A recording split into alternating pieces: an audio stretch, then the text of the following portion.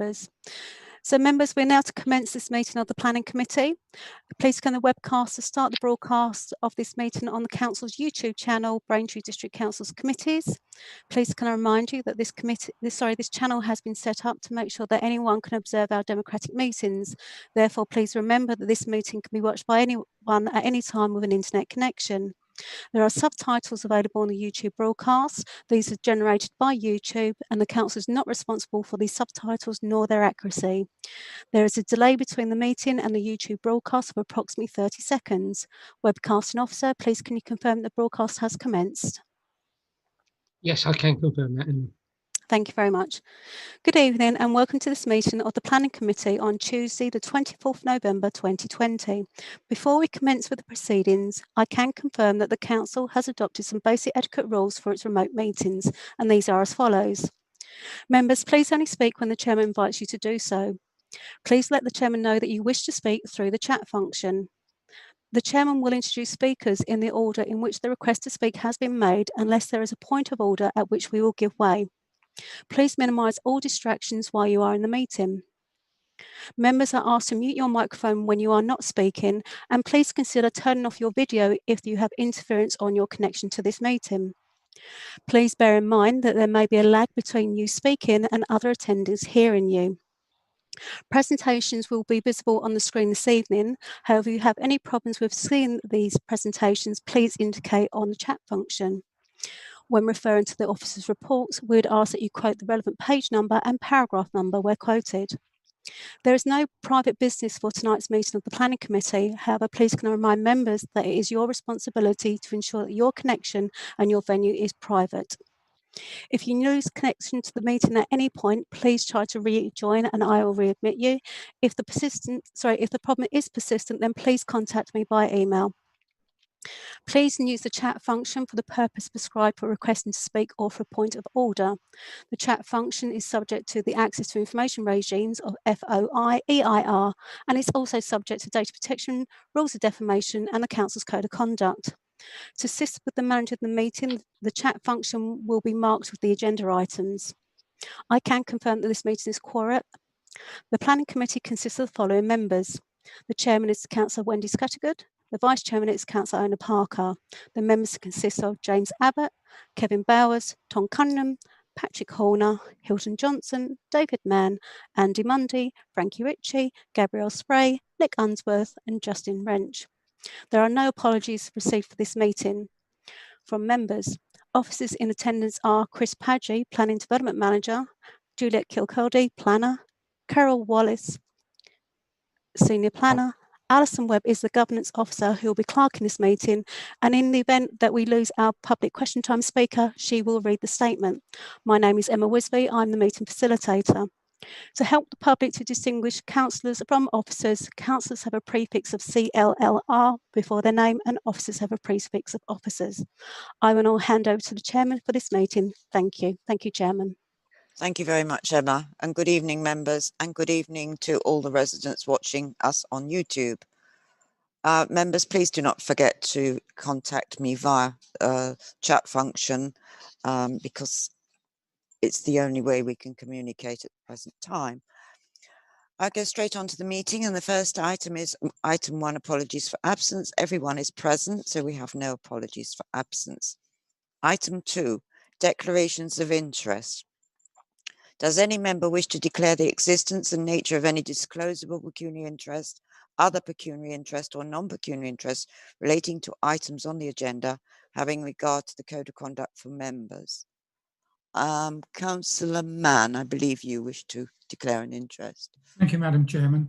I've got an MPI in the agenda item 5.5e, that's land south of Highfield Style Road.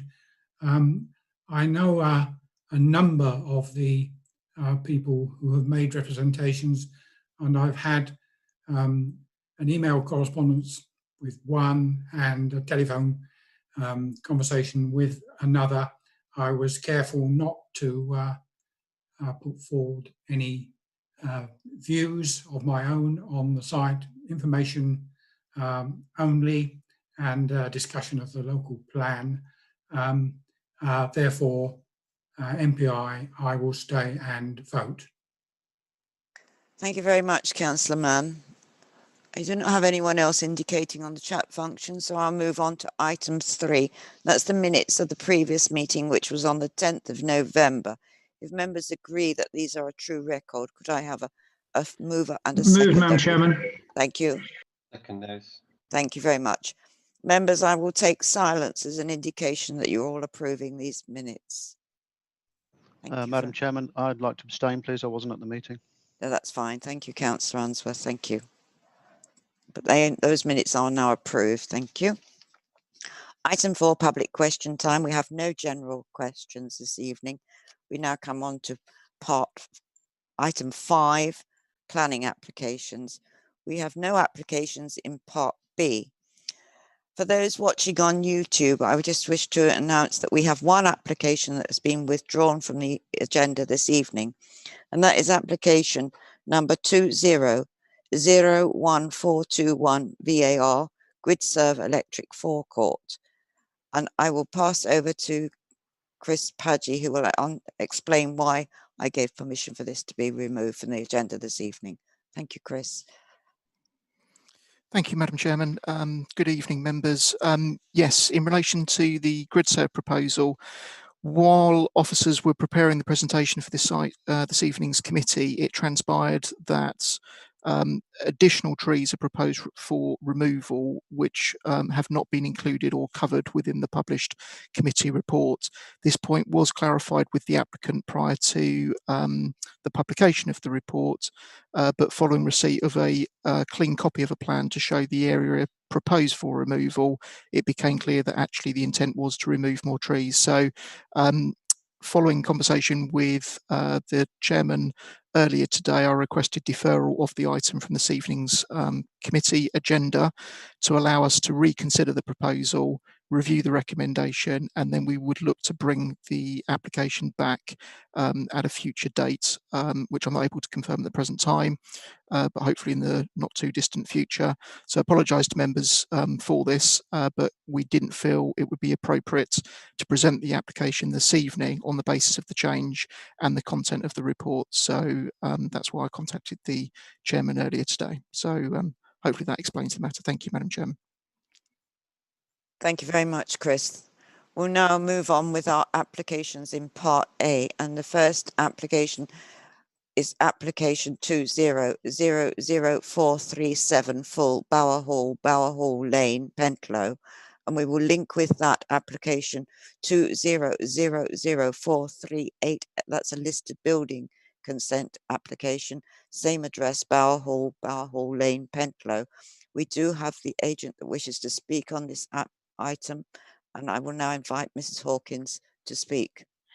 Chairman, I'm now admitting Mrs. Hawkins to the meeting room, and if I may just test her connection before inviting her to make a statement.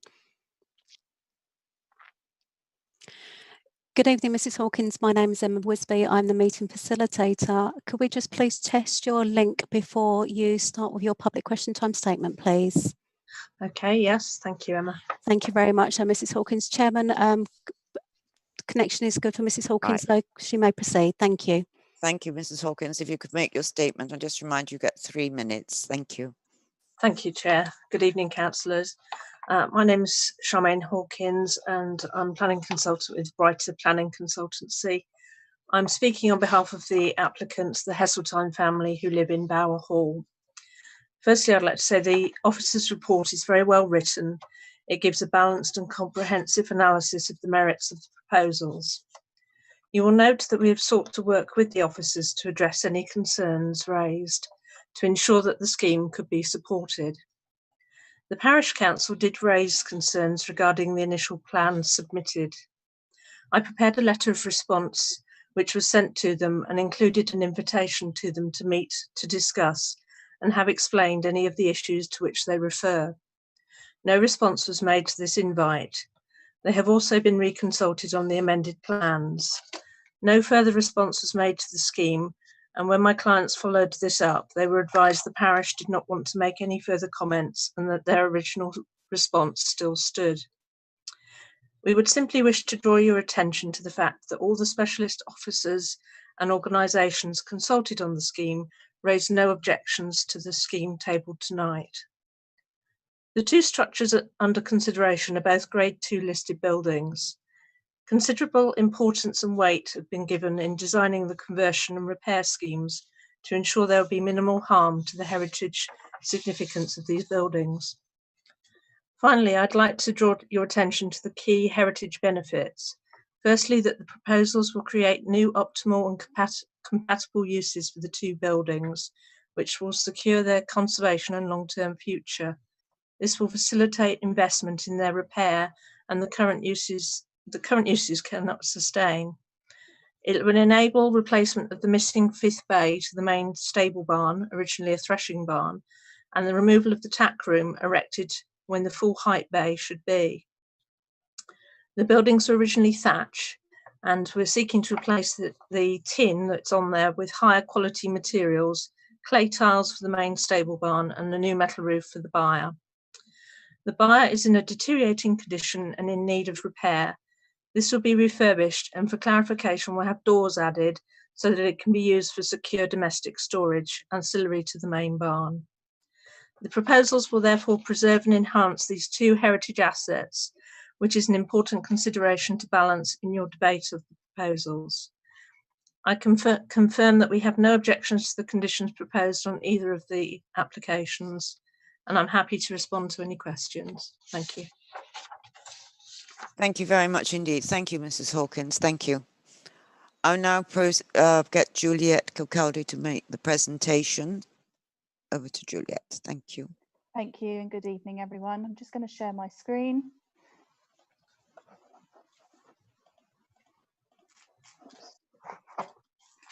Okay, this is an application at Byre Hall, Penslow, for conversion of a barn into a residential dwelling and the byre into an auxiliary store with associated parking.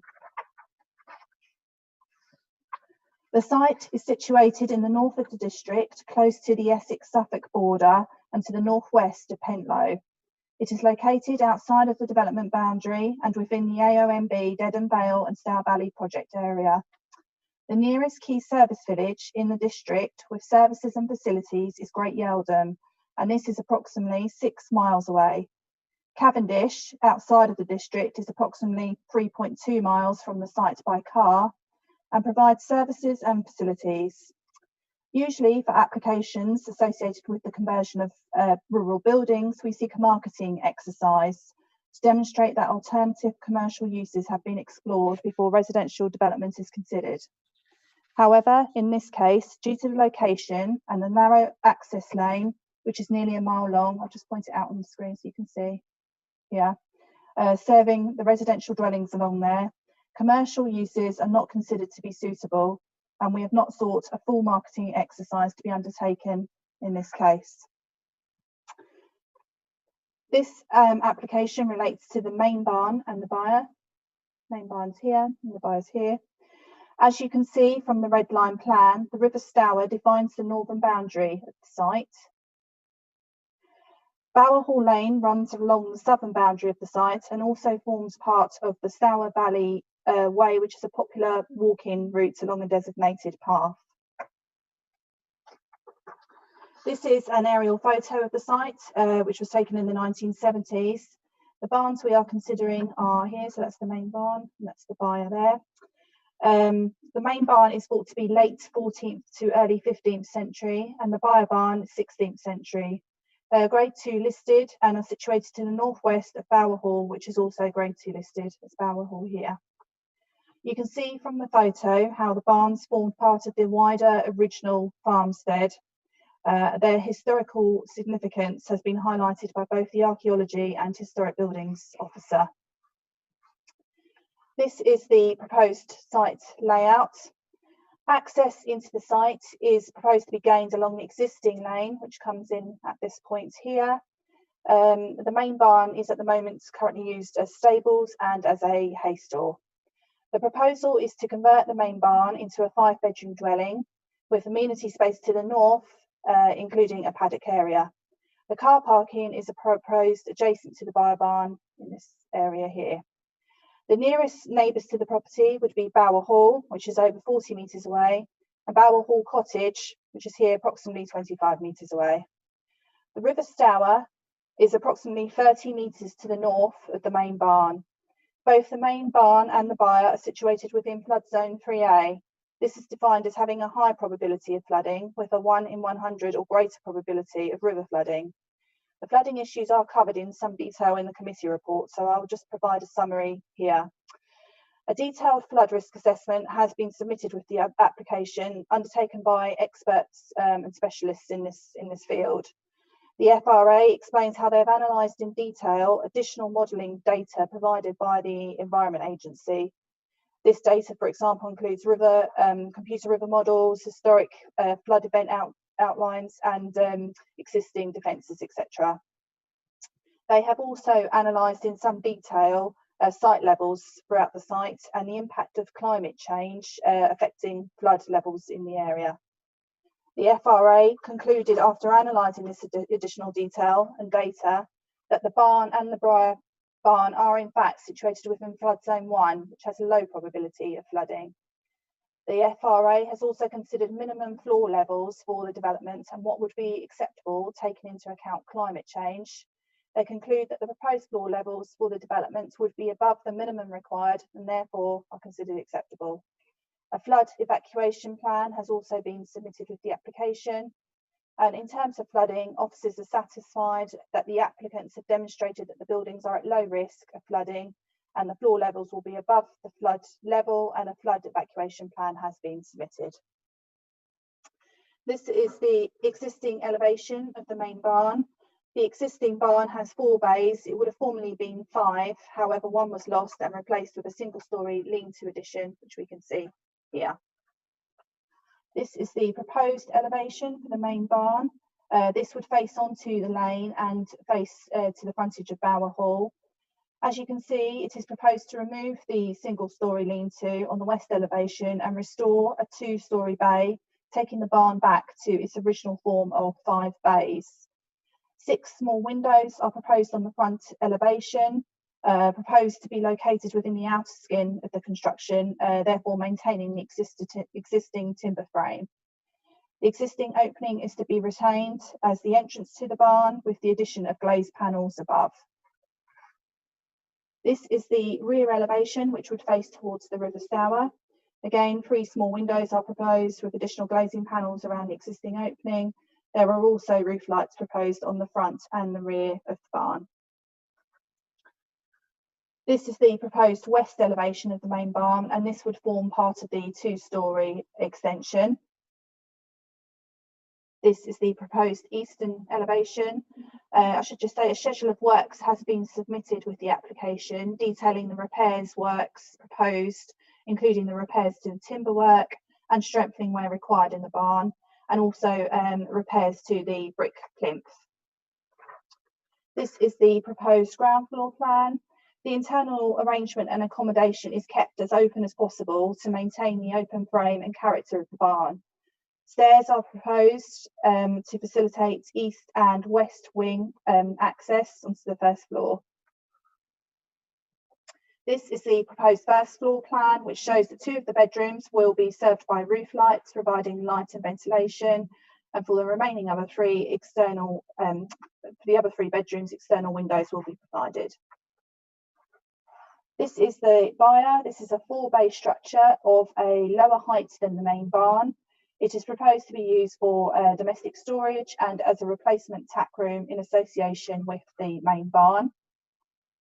This is the proposed elevation. As you can see, doors are proposed on the front and rear elevation. The form remains the same as the existing. The submitted schedule of works also details the remedial works to the Byre, including strengthening of the timber beams, rebuilding the brick plinth, and replacing the roof with new corrugated galvanised sheeting. This is a photo of the main barn, and you can see the relationship here with the lane. This is Byre Hall, which is grade 2 listed, and the barn will face onto this, but there's a distance of approximately 40 metres. Go back. You can see on this photo the single-storey addition, which is proposed to be removed, and the main entrance into the barn, which will be retained. I should just mention that ecology reports have been submitted with the application, which confirm evidence of roosting bats and active bird nests in the barn, and evidence of barn owls in the byre. Conditions are therefore proposed to ensure appropriate mitigation measures are implemented as detailed in the ecology report to make the scheme acceptable in terms of impact on protected and priority species and habitats.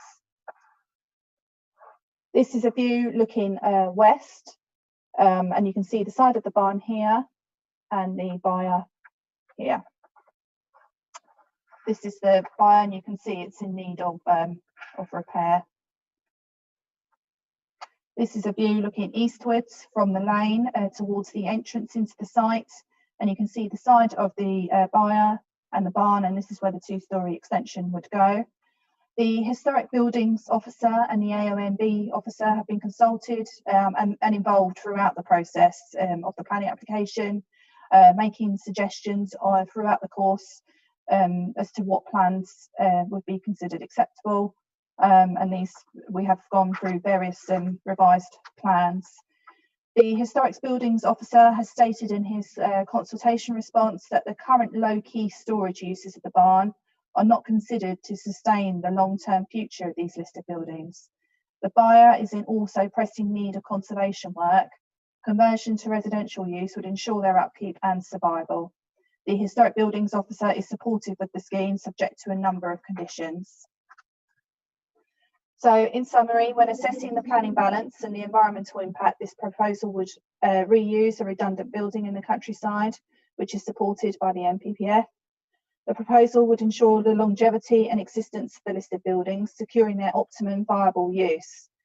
It is not considered that the existing use of the barns would sustain the long-term future of the buildings. The applicants have demonstrated through detailed survey work and analysing of data that the site is at low risk of flooding. The proposed works do not harm the setting, the character, the structural stability and the fabric of the barns. Although the site is located in a location where there will be dependency upon travel by car to access services and facilities, the benefits of the proposal are considered to outweigh the harm. The recommendation is to grant the application for both the full application and the listed building consent with conditions. I just need to draw members' attention to page 41 of the committee report, which refers to the list of approved plans. The existing elevations and floor plan reference EX07 is actually mentioned twice in error. This should be proposed elevations and floor plan GA07, and that's in relation to the byre. Thank you. Thank you, Juliet, for a very detailed and comprehensive presentation and report. Thank you. Okay. We have Councillor Mrs. Parker wishes to speak. Thank you, Madam Chairman, and thank you, Juliet, for a very detailed presentation. I know this site's in my ward, and I do know it actually quite well, and it really is, as you can see from the photographs, an absolutely lovely spot, although actually very remote. And I think that the road down to the site is actually at least a mile, and there is actually quite a long way round to get to Cavendish. So in ordinary circumstances, this would definitely be in an unsustainable location. But obviously this is a conversion, and there is policy support, as has been pointed out by Juliet. And I think she is completely right in not to investigate any commercial use for this barn. It's just totally unsuitable for commercial use.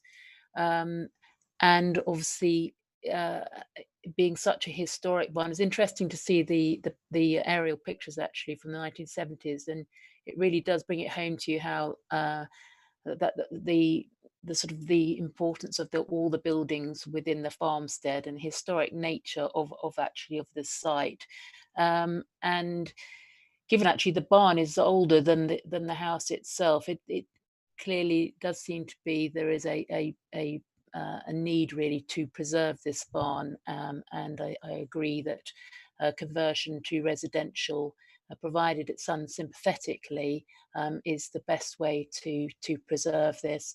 And I would also like to commend the applicant for working so well with the Historic Buildings Advisor. I think what has been produced is a very sympathetic design. It really won't change the sort of external appearance of the barn very much at all. So I think that is very positive. And I would hope also that that actually would address some of the concerns that the parish council had initially. I know they haven't responded to the revised design, but I certainly feel that is has improved quite substantially. As regards flooding, yes, the sequential test doesn't apply, as pointed out in the officer's report, as this is conversion. This area, I'm sure, does flood, certainly does flood just down at Cavendish. And I'm pleased that such a detailed report has been carried out to address what are concerns about flooding. I'm happy to accept the advice of the experts that the floor levels are sufficiently high, that there won't be, the property itself won't flood. There is an issue about the road, but I won't mention this at this point. I think it will probably come up in the next presentation. The only other point I would like to draw attention to is ecology. I'm pleased that, again, a detailed bat survey, I hope Councillor Abbott will agree, it seems to be a detailed bat survey has been conducted, and that measures, conditions will be put in place to address the impact on ecology. I think perhaps Juliet could just confirm that all the recommendations in the ecology report will be implemented, including the Swift bricks. It's quite nice to see that there are actually Swifts present in that location. That's quite unusual now. So that is all I really have to say. The only other very small point is, I know one of the conditions is a travel pack. Do we really need a travel pack somewhere like this? Because it really is a very long way to a bus stop. That's all I have to say. Thank you very much, members. Thank you very much. Thank you very much, Councillor Mrs. Parker. Would you like to respond about the Swift boxes before I move on to Councillor Abbott? Juliet, please. Yep, thank you. Yes, as all the recommendations of mitigation will be carried forward. Thank you. Councillor Abbott. Thank you, Madam Chairman. Firstly, apologies for saying this again, and I know the council may have limited influence over developers, but a lot of those slides, even on a screen I'm looking at, which is well over 2 foot wide, I couldn't read the writing. The very small writing on the presentation slides. I'm very short-sighted, and I'm sure other people have got eyesight problems, but can we try and make sure that the material's readable? Because I was really struggling to read it. I think it was something about the windows, but I would have liked to have been able to read it. Thank you very much. As regards to the application, generally speaking, I'm quite in favour of barn conversions, especially when it's preserving an historic building which would otherwise perhaps deteriorate.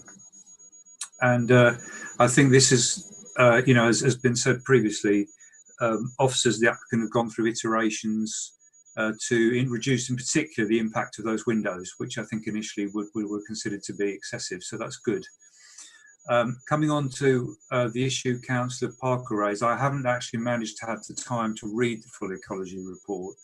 So can the Officer Juliet please say what the mitigation measures for the bats are? Because if you read the report, all it appears to say is the bats are going to be removed under licence if they're still there. That's my understanding of it. So what's going to be done in terms of re-providing their habitat, i.e. bat boxes? And also, whilst there is a lighting condition, it's generic. It doesn't refer to bats, and we normally have a specific lighting condition when bats are either suspected or known to be present, which would be in line with national guidance. So could she answer those points, please? Thank you, Councillor Abbott. I will ask Juliet to answer those points for you. or Chris?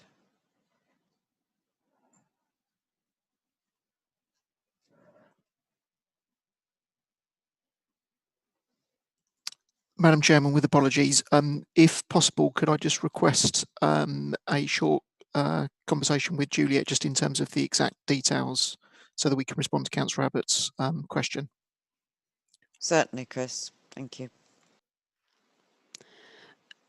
Members, while officers just confer, could I just ask that you don't continue with your debate and that you just keep your microphones switched off for the moment? We're not going to go into a full adjournment, so if we can just allow sufficient time for the officers to confirm, we'll be most grateful. Thank you.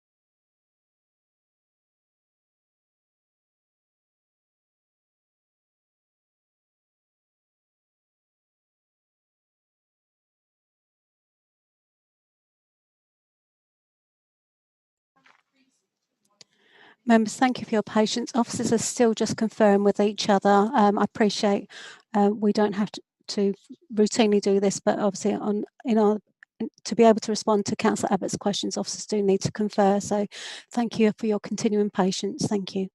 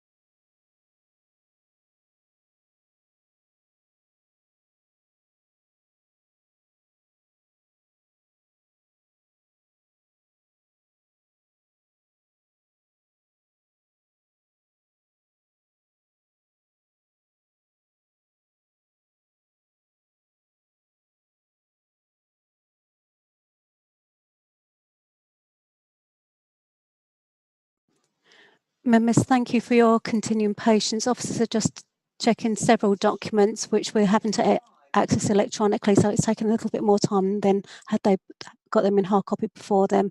So again, thank you for your continuing patience, and we'll be back with you as soon as possible. Thank you.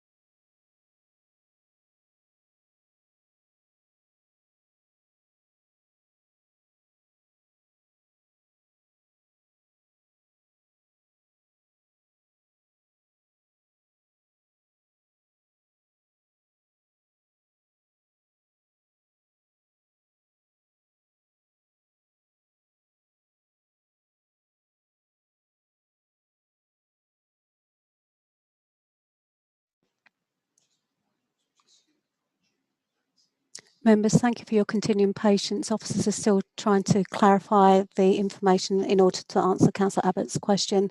So we'll be with you as soon as we can. Apologies for the delay. Thank you.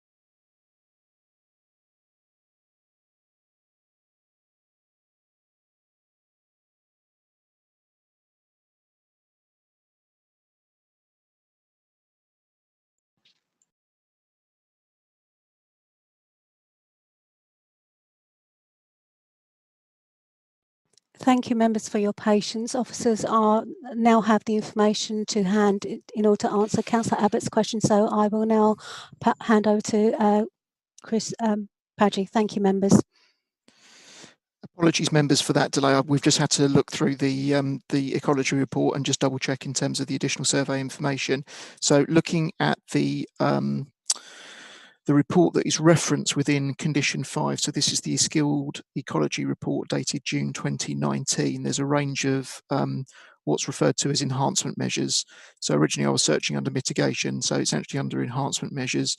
So there is a combination of several points here, which include two, and I won't pronounce the actual specification of the bat box, but it's two numbered bat boxes, and then 2 different types of bird boxes, 3 and 2. So in total 5 bird boxes, and then 2 bat boxes.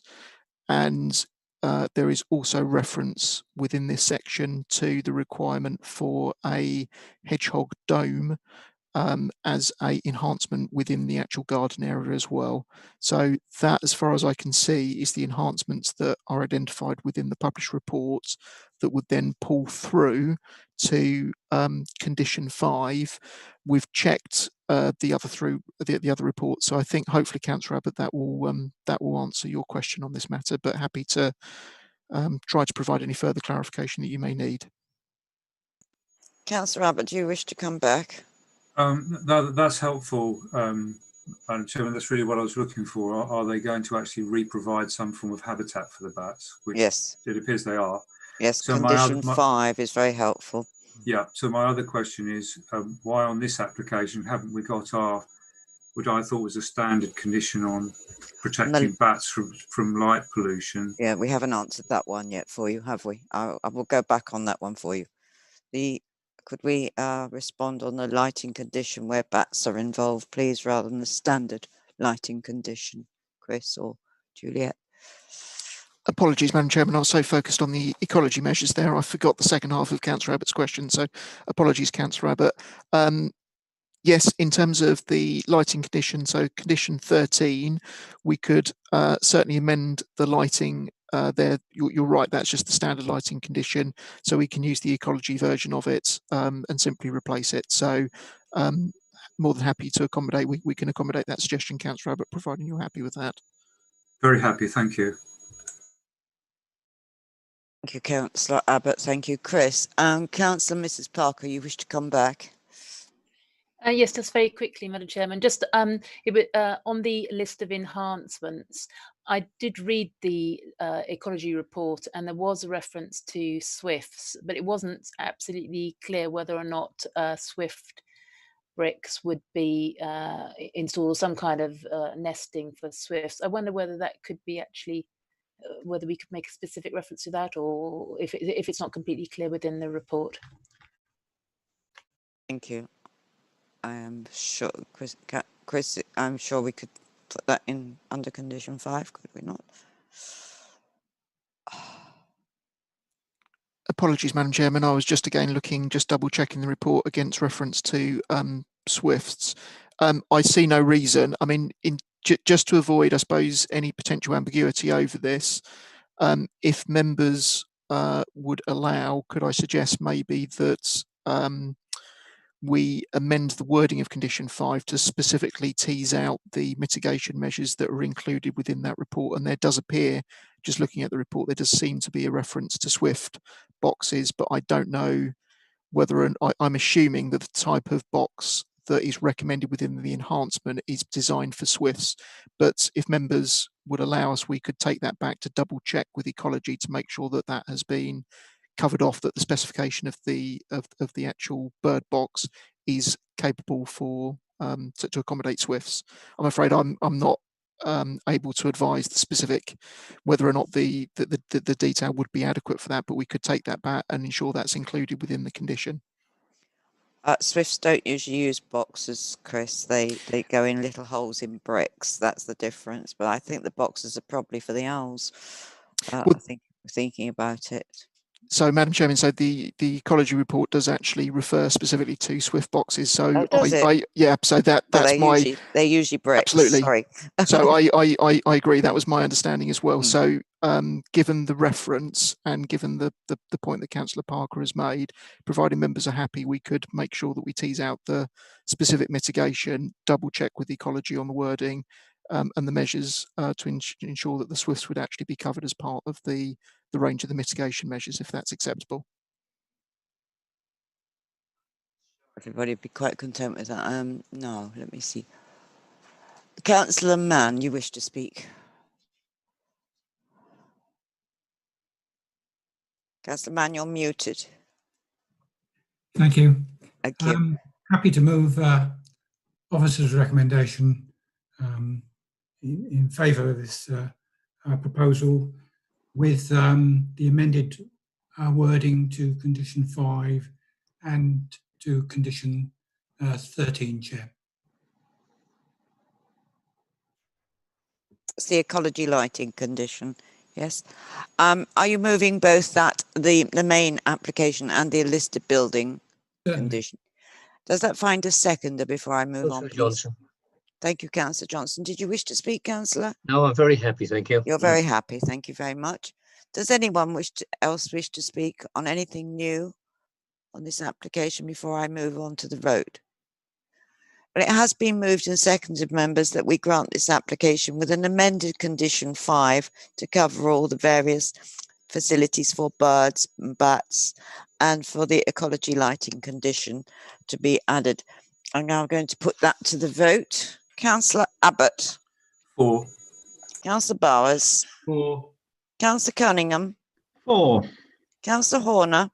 4. Councillor Johnson. 4. Councillor Mann. 4. Councillor Monday. 4. Councillor Mrs. Parker. 4. Councillor Ritchie. 4. Councillor Mrs. Spray. 4. Councillor Unsworth. 4. And Councillor Wrench. 4. Thank you, members. That is unanimous. Those two items have been agreed, and we will now move on to the application numbers 20004804 for Byre Hall Lane, Pentlow, and application 20004881 LBC Byre Hall Lane, Pentlow. Once again, Mrs. Hawkins would like to make a statement on these two applications. Mrs. Hawkins, if you'd like to join us, I would like you to make your statement, please. Thank you, Chair. I won't repeat the comments I made about the parish council. Those stand for this application as well, and the fact that specialist officers and organisations also support this scheme. This application relates to the third Grade 2 listed former farm building on the site, slightly later. This is 18th century. And again, considerable weight and importance has been given in designing the conversion and repair of this building. I'd just like to highlight the heritage benefits resulting from the scheme. The barn is currently in low-key storage, and the change of use will find a new optimum use compatible with the adjacent cottage, which is in separate ownership. The proposals will secure the long-term future for the building, including its repair and conservation. The roof materials will be upgraded from the existing metal sheeting to natural slate, and modern alterations such as the internal staircase and fenestration will be upgraded. So the scheme will therefore preserve and enhance the third heritage asset on the site, which is an important consideration to balance in your debate. And again, we have no objections to the conditions proposed on either of the applications. Thank you. Thank you very much indeed. Thank you. I will now ask Juliet to make the presentation. Thank you. Thank you. I'm just going to share my screen.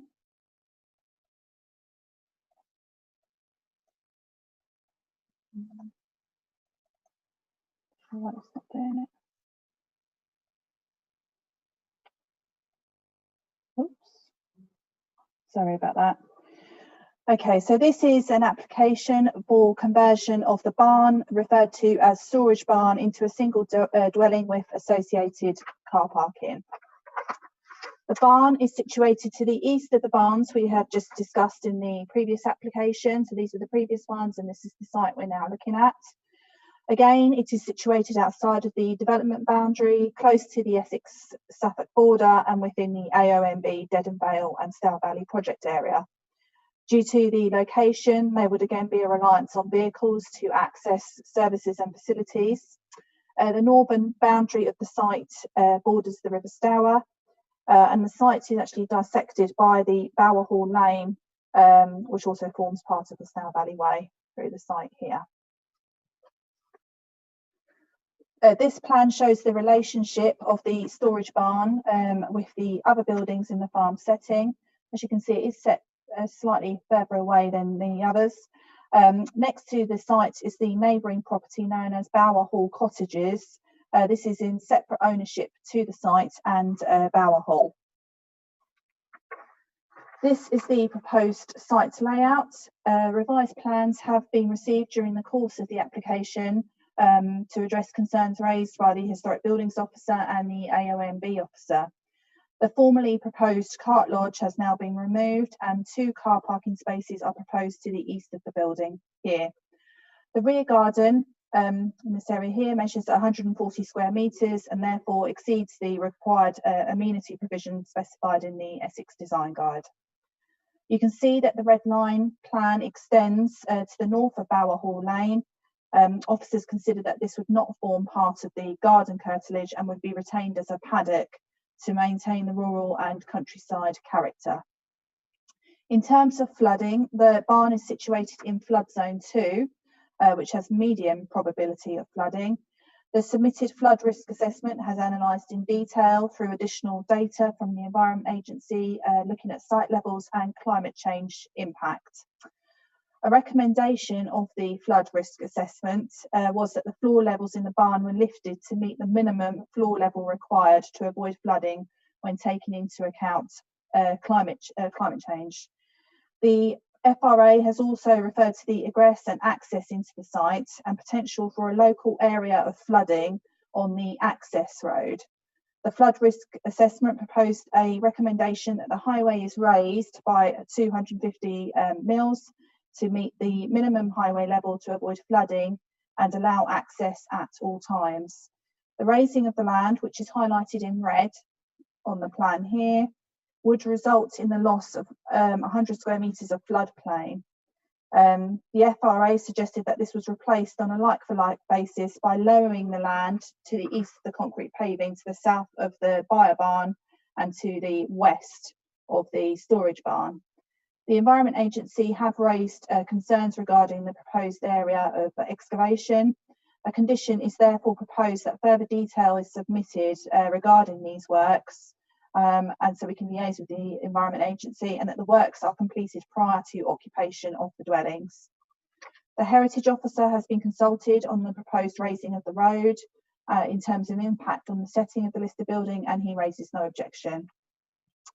Officers are satisfied that the applicants have demonstrated through detailed analysing of data and surveying of the site that it's at low risk of flooding, and the floor level of the barn will need to be raised as would part of the access road to ensure it is above flood level, and a flood evacuation plan has also been submitted. The barn is situated approximately 6 metres at its nearest point to Byre Hall cottages, and it is situated at a slightly lower level than the neighbouring dwelling. The neighbour has submitted an objection to the application, but this appears to be in relation to boundary treatments with Byre Hall itself and recent changes, as opposed to relating to the boundary treatments with the barn subject to this application. So this is the existing storage barn elevations. It is of late 18th century and would have formed part of a functional farm building. The barn is a three-bay structure with a central opening to the northern elevation. It has been historically extended on the rear southern elevation with a lean-to, and an attic floor has also been added with a porch at the front. This is the proposed elevation. The existing form of the barn would be retained with the addition of a single window on the front elevation and 2 roof lights. And then on the rear elevation, the repositioning of windows and doors on the ground level with 2 roof lights proposed. This is the existing elevations on the sides, and you can see the existing modern extensions of the porch and the rear lean-to. This is the proposed elevations. You can see the proposal is to provide bifold doors in the modern extension. There's also an additional window at first floor level on the eastern elevation. This is the proposed floor plan. The internal works propose repositioning the staircase to the centre of the building. And in the front original part of the barn, the form of the bays is to be retained, providing living accommodation. It is proposed to replace the roof with a natural slate, and some areas of timber frame internally will remain as an exposed as a feature. This photo shows the relationship with the main barn, which we've discussed on the previous application, and the relationship with the lane. So the barn we're talking about is here. This photo is the front elevation.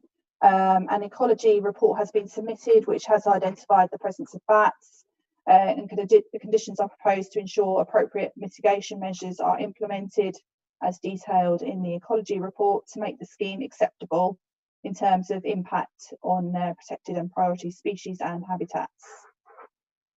This photo shows the relationship with the neighbouring property. You can see at the back of the photo there is quite a mature hedge row which follows along the rear boundary, and beyond this is the neighbour's garden. This photo shows where the car parking would go, so it would be in this area here, and the garden area would be provided around the side and to the rear. And this photo shows the barn on the left, and then the paddock area would be here on the right. So in summary, the proposal for conversion of the barn into a residential dwelling would ensure the long-term viability of the existing structurally sound building in the countryside. It would secure the optimum viable use of a heritage asset and secure its longevity and existence. The existing use of the barn as storage would not sustain the long-term future of the listed building. It's been demonstrated through analysing additional data and surveys that the site is at low risk of flooding, subject to the mitigation measures suggested, including raising the floor level of the barn and raising the road level. The proposed works do not harm the setting, character, structural stability and fabric of the barns, and the historic buildings consultant has raised no objection. Although the site is situated in a location where there will be dependency upon the car to access services and facilities, the benefits of the proposal are considered to outweigh the harm. The recommendation is to grant the applications for both the full application and listed building consents. Again, there is an error on page 63 of the report, which has approved, on the list of approved plans, has got the cart lodge on there. This has been removed from the scheme, and therefore this plan needs to be removed from the list. Thank you.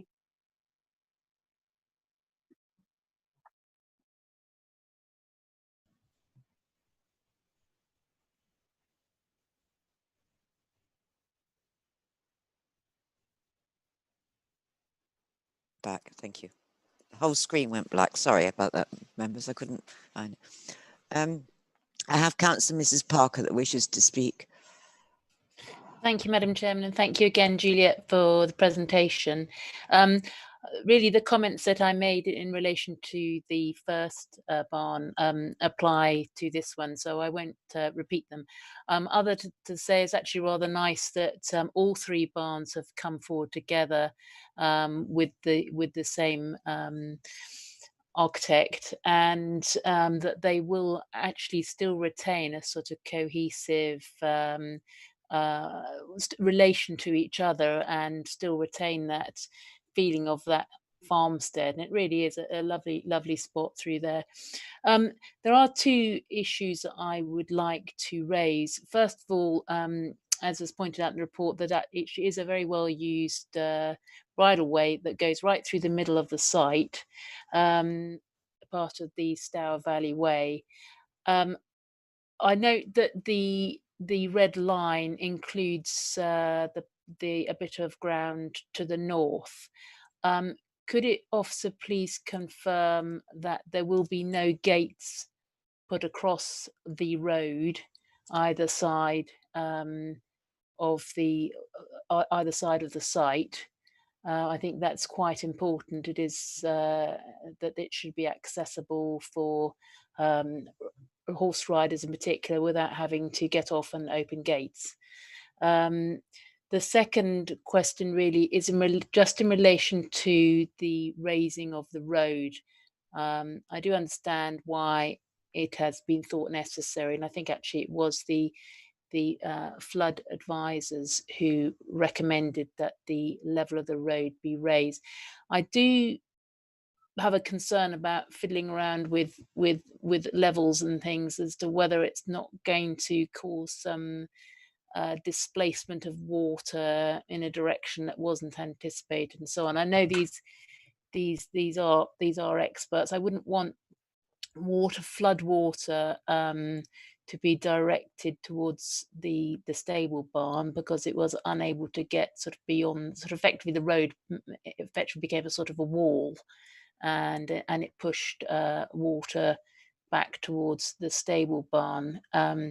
So I would just like Juliet just to confirm that the condition will address really will address whether that road is going to cause, raising the level of the road is going to cause any problems with flooding, and whether that will be properly looked into.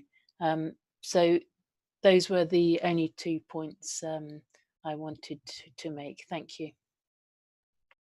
Is it possible we could have those answered before I move on to the next speaker, please? Yes, thank you.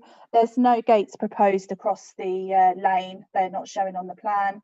And there's an informative as well that the public bridleway 27 and public footpath 14 are maintained free and unobstructed at all times.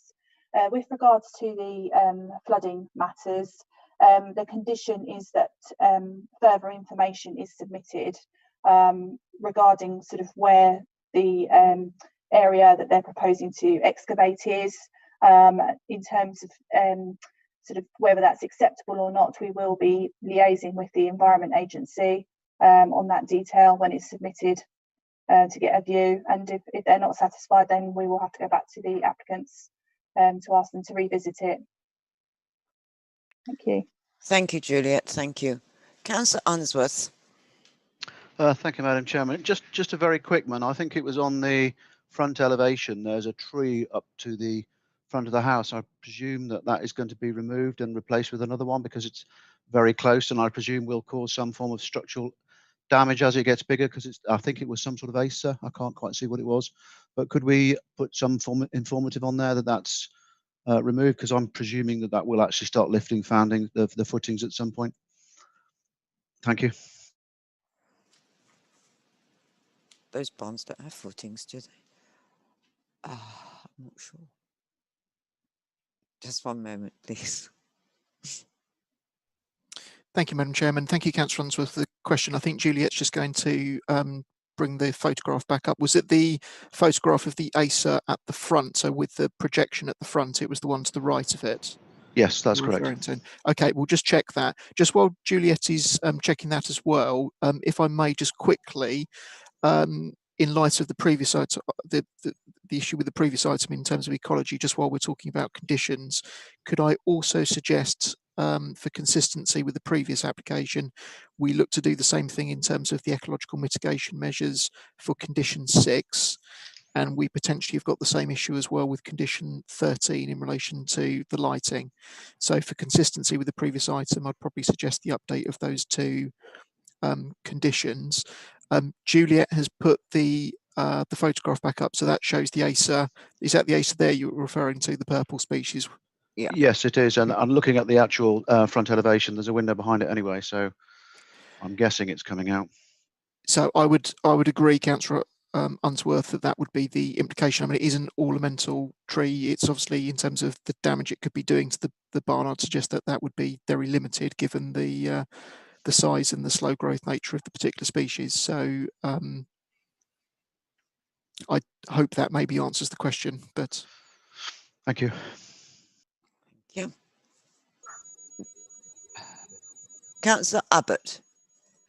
Thank you, Madam Chairman. Mr. Padgey raised the very points I was going to raise about having the same conditions. Thank you. Thank you.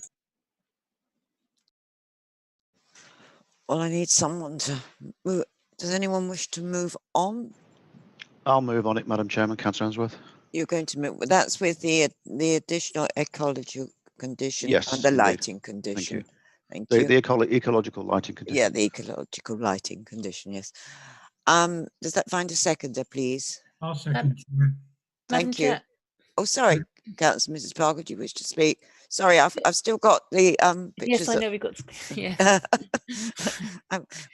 That's better. I can see you now. Thank you. Thank you. Thank you. Could I just clarify with the officer? If the applicant wanted to erect gates across the bridleway, would they have to obtain planning permission before they did that? I don't think anyone's allowed to block a bridleway or open footpath, are they?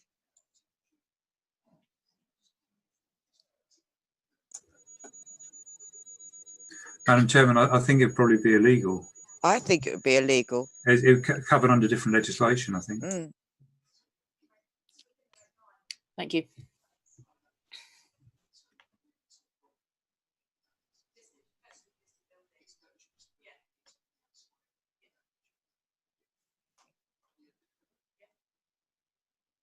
Who's responding? Someone?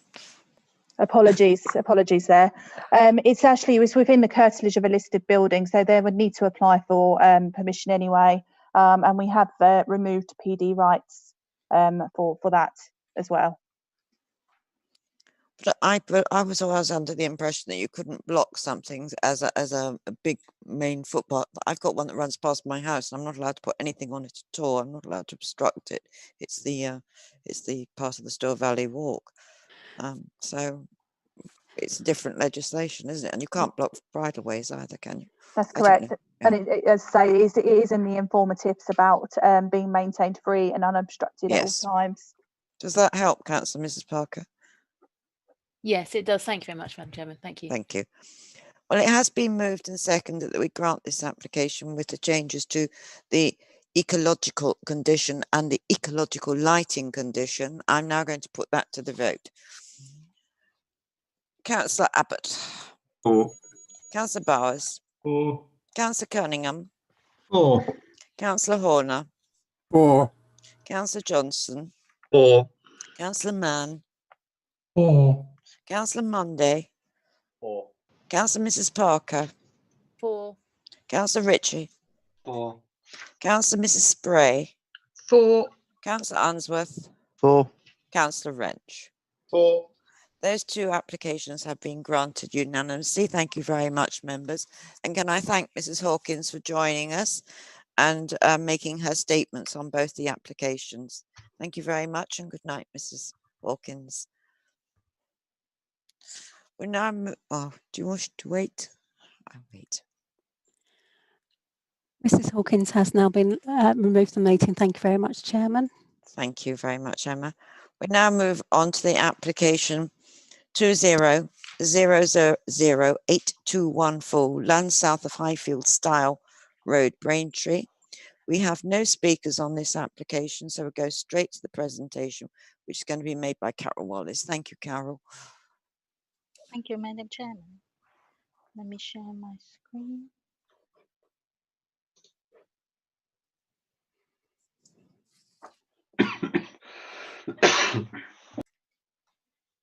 Well, this is a full application for erection of 9 detached dwellings. The application site is located to the south of Highfieldstale Road, to the east of the properties along Board Road. It is located outside but immediately adjacent to the town development boundary of Braintree. The site is a greenfield site, currently covered by shrubs and vegetation. There's also a line of existing trees along the eastern boundaries and the public footpath. Existing access to the site is made via the Highfieldstale Road, which is a single-lane carriageway without public footpaths. Properties on this road include 1.5 stories and 2 stories detached dwellings. To the east of the sites are 1.5 stories and 2 stories properties lining Board Road with front parking and long, narrowed rear garden. Some of these properties are actually chalets. To the east of the site, beyond the tree belt within the application site, are open agricultural fields. The fields form part of the Strict Mill strategic housing allocation, and an outline planning application is resolved for approval subject to Section 106 agreement. The proposal is for erection of 9 detached dwellings. All the proposed dwellings will be west facing, fronting onto the internal access road. A total of 6 house types has been proposed, with integral double garage provided for each of the dwelling, except a detached double garage proposed for Port 9 in the southern part.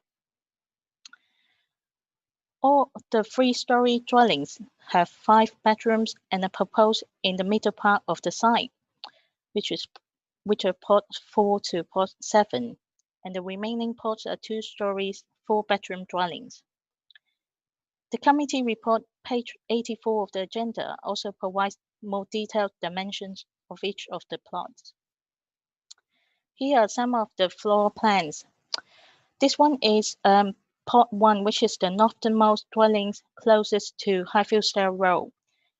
And it is also the widest dwelling with a width of about 30.4 meters. And this is Plot 5, which is the smallest plot with smallest footprint and garden. This one is Plot 9, which is the southernmost plot with the greatest depth of about 26.6 meters and a detached double garage. This slide shows Type C houses. 1/3 of the scheme will be in this style, including plots 4, 6, and 7. They are 5-bedroom properties with 3 stories elements and located in the central part of the site. The next 2 slides shows the elevations of the scheme. As you can see from the top illustration, the site sloped down from Plot 1 near Highfieldstale Road. The site plan has been rotated 180 degrees to show how the layout relates to the elevations. This slide shows a more detailed appearance of the proposed scheme, and a large amount of glazing has been proposed.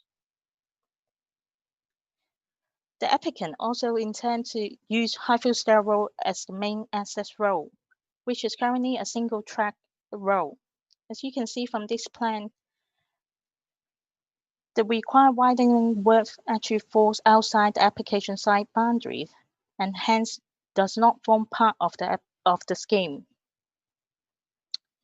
A total of 41 trees or tree groups has been proposed to be removed, and this is the tree removal plan. Those highlighted in green are actually the one that proposed to be removed by the applicant. Here are some photos showing the current situation of the site.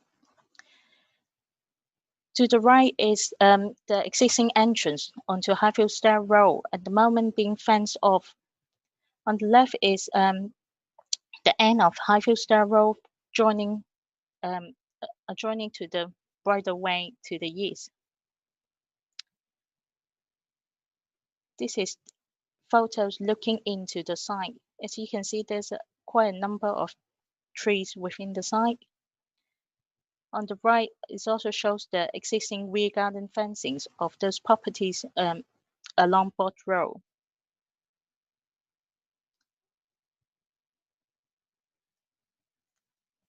On the eastern part of the site, currently is adjoining a public footpath, and there's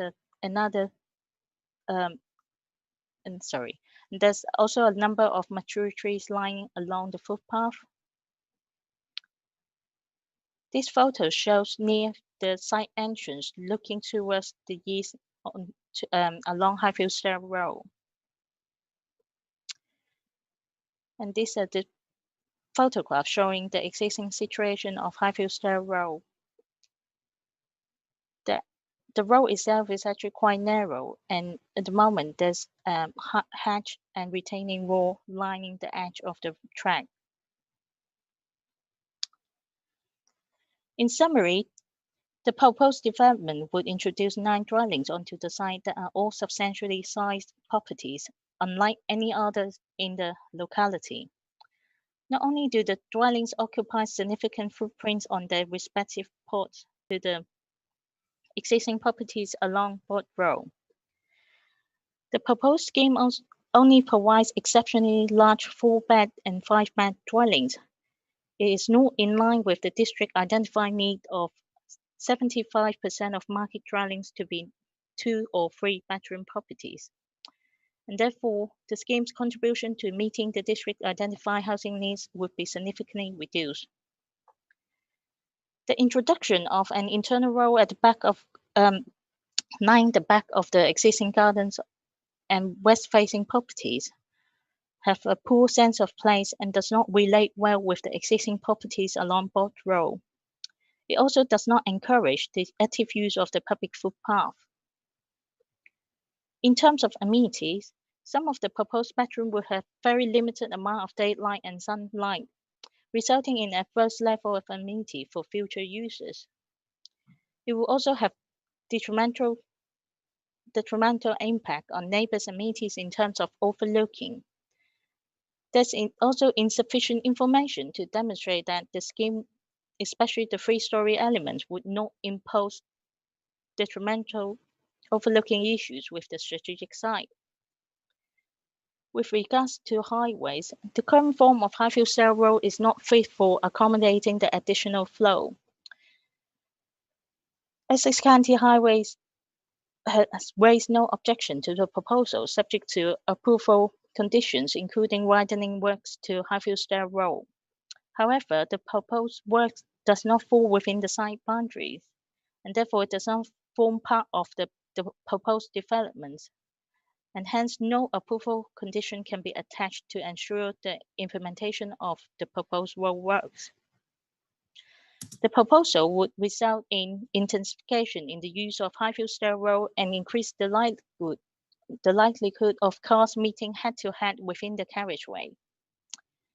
The proposed internal road is also not fit for adoption purpose, and hence is not suitable for fire safety nor waste collection purpose. Out of the total number of trees to be removed, 6 of the trees are actually category B trees, which are of moderate quality and values. The officers do not agree with the approach, and some of the trees are actually covered by a temporary tree preservation order. Some of the gardens are also dominated by some of the retaining trees, making it impractical for the users. Should members are mind to approve the development, contributions will be required for public open space, affordable housing, and mitigations towards the recreational impact on Blackwater Estuary, Special Protection Area, and Ramsar site. As mentioned earlier, the site adjoins to strategic housing site at Strix Mill to the east. The proposed site layout with limited separation distance would impose design restriction for the strategic scheme at reserve matter stage, in particular to comply with design requirements to avoid privacy issues to future users of both sites. Therefore, the proposed development could jeopardize the detailed layout and deliverability of the strategic scheme, which is up to 1,000 units. When considering the overall planning balance, officer has concluded that the adverse impact of the development would significantly and demonstrably outweigh the benefit of 9 additional dwellings, and therefore is recommended to refuse the application. That's the end of my presentation, and I'm happy to take questions. Thank you. Thank you very much, Carol. Thank you. Thank you for a detailed run through and lots of pictures. I have Councillor Mann that wishes to speak. Councillor Mann. Thank you, Madam Chairman. This is an allocated site, BOCN 123 in the emerging local plan, but I think we were all anticipating that this would be integrated into the Straits Mills strategic development. The local plan subcommittee considered it in May 2016, and then officers flagged up potential difficulties if it wasn't developed in conjunction with an adjacent site. Access to the site, and I quote, could potentially be an issue. Further highways work would be required to ensure a safe access. Now, we're often told that highways won't put in a formal objection to proposals unless highway safety is involved. But from reading representations that were made and from my own local knowledge, it would seem that the access road can't be improved without land from existing landowners in Highfield Style Road. Highways doesn't have enough land, I think, within its own control to provide two-way traffic or even passing places. So why there is no objection? Well, I guess we will have to ask Highways why that is so, because I think there's a clear threat to highway safety because there is no alternative access. Now, as to design and appearance, well, it's as if Millionaires Row has been parachuted into the parcel of land between established built development and the proposed Straits Mill development. But design appearance doesn't sit well with either. I mean, 4 and 5 3-story bedroom houses, when you know the local need is clearly for 2 and 3 bed dwellings. Very, very strong well, possibility, almost certainty of overlooking into the gardens of the established dwellings along Broad Road. I mean, it's I think completely out of keeping with surroundings and causing harm to the the character and the appearance of the area. I commend the officer's report to members. Thank you, Councillor Mann. I now go to Councillor Abbott. Thank you, Madam Chairman. Sometimes when we get these sites, it's a marginal decision. I don't think this is a marginal decision in any shape or form. As a member of the County Council, I remain astonished at their inconsistency. And in this case, to suggest that that access is acceptable for what is quite a substantial development in terms of the amount of cars that would use it is quite incredible. I mean, did they actually look at the site and the access? I really wonder sometimes. I know I bash the landscape department up a bit sometimes. On this occasion, very pleased to see that they are keen to protect the trees and have put an interim TPO on. That's very good. And I completely agree with Councillor Mann about the design. The word that comes to mind is incongruous. How that would fit in with the surrounding area and who imagined it would, incredible. So as I say, in summary, not a marginal decision. And I don't know if Councillor Mann had moved it, but if not, I'll move officer recommendation for refusal. He didn't move it, so you were quite content to move it, are you, Councillor Abbott? Yes. Thank you. Does that find a seconder before I move on? Councillor Johnson. Yes, thank you, Councillor Johnson. Councillor Johnson, did you wish to speak? No, I think most of the point, I'll just add one point, which is of interest with regard to access. It's very important for all dwellings to be able to be accessed by the fire services, etc. And I can't see this happening on this one at all. And I don't quite know how anybody will get the removal vans in there to move in. Thank you. Thank you very much, Councillor. Councillor Monday. Just like to reiterate the bit about the single track road. On slide 16, you'll have seen a right-hand turn. That right-hand turn, and I have witnessed this, has heavy machinery, farm machinery, moving in and out of there quite constantly, and it's wholly inappropriate to think that you could have 9 further dwellings at the other end of that road. There's just congestion, and there's also an awful lot of people that walk their dogs, so it is a well-used pedestrian pathway. So there's an element of danger in there. I would have been very happy to second this had Councillor Horner not beaten me to it. Thank you. Thank you. Thank you. It was actually seconded by Councillor Johnson, but that doesn't really matter. Councillor Mrs. Parker.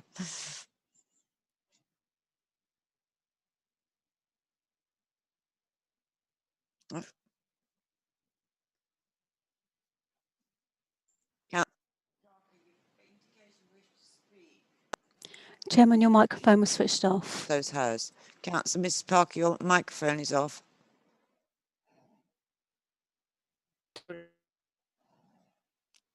My video.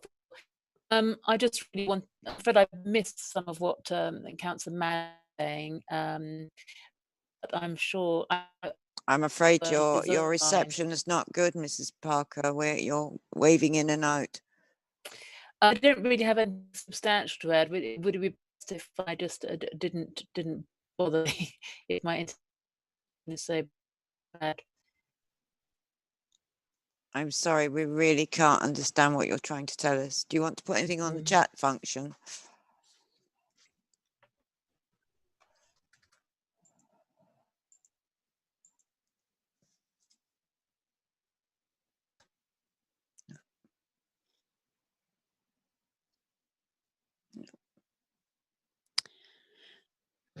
Chairman, we've still got Mrs. Parker connected to the meeting. There is a note on the chat function that's gone to all members of the committee that states that just the design is not acceptable. So I hope all members can see that on the chat function.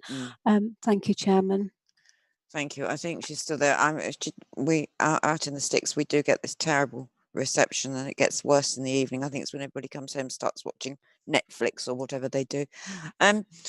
Does anyone else wish to make any comments before I move this item?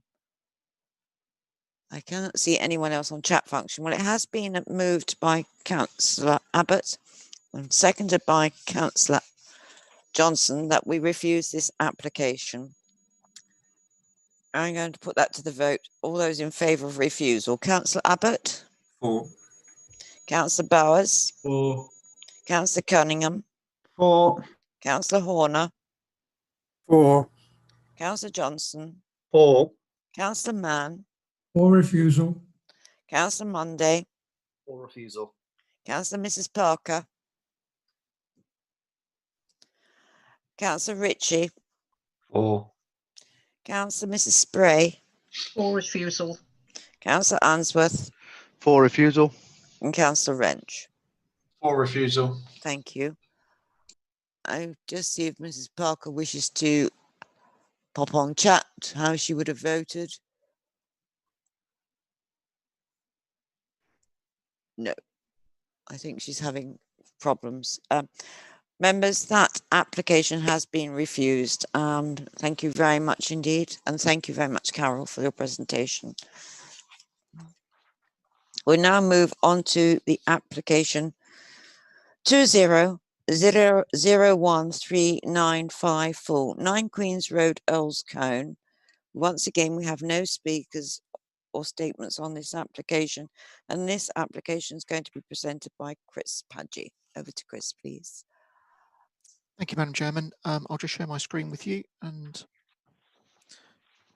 put up the presentation. Bear with me 1 second.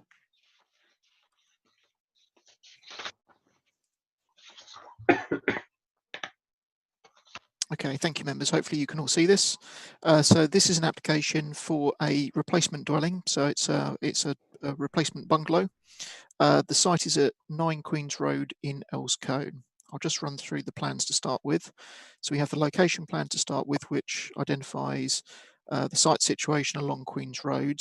For those of you that know Earls Cone, if you go along the high street, you turn left at the co-op, you then enter into Queens Road, and it's just shortly after you turn into Queens Road, it's on the first stretch of it as you travel upwards on the left-hand side. In terms of the block plan, you can see it's a fairly modestly sized bungalow at the moment. So the plan at the top shows the footprint of the existing bungalow. You can see the adjacent properties next door, and the plan at the bottom shows the bungalow as proposed. So you can see the slightly larger footprint. Elevation plan. So this shows the existing bungalow. So very modest, traditional pitched roof, centralised front door and windows. And you can see the side elevations with no windows. And then moving on to the proposed plans. So still single story, change in the roof form proposed, but still modest in its size and appearance. And you can see the front projection there. So the front elevation is the bottom right hand elevation drawing there that shows the front and also the front projection with the porch. Just in terms of a bit of context, so the top plan shows the proposal. So you can see the adjacent bungalow on the left-hand side, which was, I think, an identical pair virtually compared with the existing application site. So you can see the proposal in the middle and how it would be situated between the bungalow on the left and the chalet bungalow on the right-hand side. And then just for comparison, you can see the existing street scene in elevational form at the bottom of the page there. So you can see the two bungalows and again, the adjacent property on the right. In terms of site plan, block plan, slightly larger scheme, larger plan, excuse me. So this shows the footprint of the existing dwelling and the existing accommodation. So 2 bedrooms at the moment, large area of lawn at the front, and you can see there on the bottom left-hand side, the single parking space for the property. And the proposed. So you can see the footprint of the bungalow is larger, still keeping away from the site boundary, so that it still maintains some separation between the 2 existing properties adjacent. And again, bottom left-hand corner, you can see the retention of the existing parking space with, again, the front garden adjacent to it. And then just the roof plan. So a hipped roof is proposed. Just some photos. So this shows the existing property. Again, you've got the 2 bungalows as a pair, and you can just see on the right-hand side the other chalet bungalow to the side. View from the rear. So the property to the left, you can see, projects slightly further than the existing footprint of the bungalow. That shows it a little bit more clearly as well, and a little bit more clearly as well. And then the right hand side, you can see the footprint of the two bungalows roughly in tandem with one another. And then just a view of the immediate area. So there is a mix of dwelling styles as described within the report. There is a mix of character within the immediate area and along the street. So there's just a few examples of different properties and showing different roof forms. So again, you can see hipped roofs within the locality and the adjacent property. So I'll just leave the proposed and the existing street plans just while I run you through the summary. So in this particular case, we're talking about a replacement dwelling. The principle of development is established because the site is located within the village envelope for Earls Cone. The size and scale of the bungalow as proposed is commensurate with the plot. It retains enough separation distance between the existing properties. Sufficient garden would be retained as well. As noted within the report, we've carefully looked at the relationship between the two adjacent properties to make sure there be no detrimental impacts. The footprint of the bungalow, it would extend further out to the rear, but owing to the path of the sun, it's not considered that the proposal would have any detrimental impact in terms of loss of natural light or overshadowing. The one issue that is flagged within the report is the requirement over the parking. So ordinarily for a 2-bedroom dwelling, it would require the provision of 2 parking spaces. However, given that the existing property, which is also a 2-bedroom property, has the 1 parking space at the front, we've taken a pragmatic view to say that it would be difficult to refuse the application on those grounds. And clearly at the front of the property, should the occupiers desire to do so, you'd have the ability to increase the amount of off-road parking at the front of the property as well at a future stage. So in design terms, it's considered to be appropriate. Another addition along the street scene, again, there's no uniformity in this part of the street. There's a wide variety of character, and it's considered the design and appearance for this proposal was considered acceptable in its context. The application is consequently recommended for approval, subject to the conditions that are outlined in the report, but happy to answer any questions or provide any further clarifications. Thank you, Madam Chairman. Thank you, Chris. Thank you very much indeed. I have Councillor Mrs. Spray wishing to speak. Thank you, Madam Chairman. This is my ward. I'd like to start just by thanking the Parish Council for submitting written reason for their objections, which was helpful. I think they were emailed around to us probably yesterday. Just add some context to their objections. I do understand their concerns about the parking situation. It is difficult with on-street parking along that road, as it is with a number of the roads off Earls Cone High Street. The problem, I think, is this, as Chris has just explained, and it is explained in the report. If this, I think, was a previously undeveloped site, and this was a completely first-time new build, then it would be reasonable to question the parking provision. And I think it's possible it might not pass the planning test, not having 2 off-street parking spaces.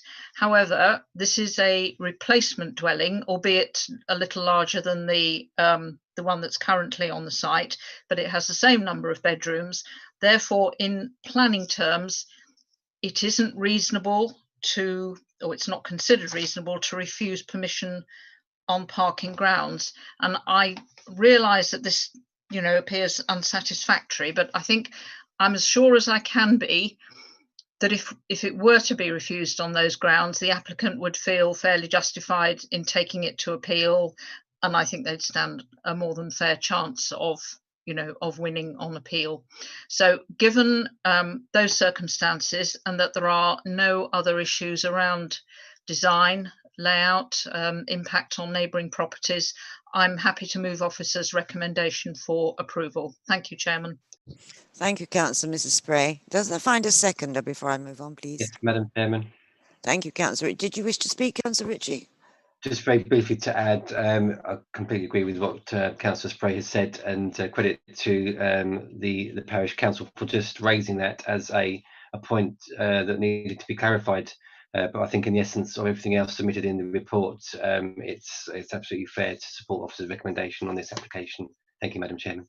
Thank you very much indeed. Does anyone else wish to make any comments or add anything further? I have no one on the chat function indicating so. I will now put that to the vote then. This application has been moved for approval. It has been moved by Councillor Mrs. Spray and seconded by Councillor Ritchie. And I'm going, those in favour of approval, Councillor Abbott? 4. Councillor Bowers? 4. Councillor Cunningham? 4. Councillor Horner? 4. Councillor Johnson? 4. Councillor Mann? 4. Councillor Monday? 4. Councillor Mrs. Parker, are you back with us? 4. Thank you. Councillor Ritchie? 4. Councillor Mrs. Spray? 4. Councillor Unsworth? 4. And Councillor Wrench? 4. Thank you very much. That has been granted unanimously. That brings us to the end of our items this evening. And I would like to thank all members for their attendance. I would like to thank all the public watching on YouTube. And I'd like to thank our planning officers and our governance team. Thank you very much. And I will close the meeting at 20:50. Thank you very much indeed. And good night. Thank you, Chairman.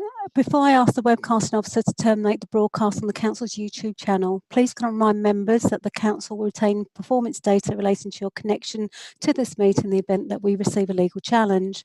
Please can the webcasting officer terminate the broadcast and confirm, please.